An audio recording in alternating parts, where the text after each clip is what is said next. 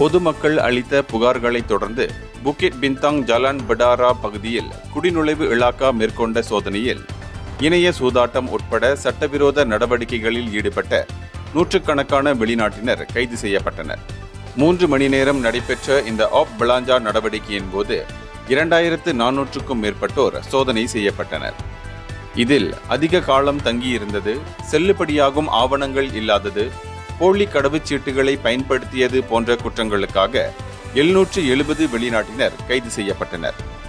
இதனிடையே கைது செய்யப்பட்டவர்கள் பங்களாதேஷ், மியான்மர், நேபாளம், இந்தியா, இந்தோனேசியாவை சேர்ந்தவர்கள் ஆவர்.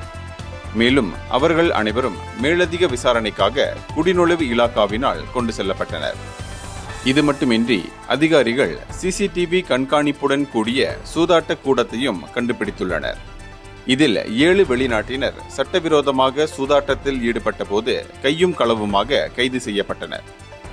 மேலும் சட்டவிரோத குடியேறிகளுக்கு அடைக்கலம் கொடுப்பதற்கு எதிராக குடிநுழைவு இலாக்கா எச்சரிக்கை விடுத்துள்ளது. இத்தகைய நடவடிக்கைகளை எதிர்த்து போராட பொதுமக்கள் ஒத்துழைக்குமாறும் அது வலியுறுத்தியுள்ளது. இந்தியர்களின் இதய குரல் மக்களோசை.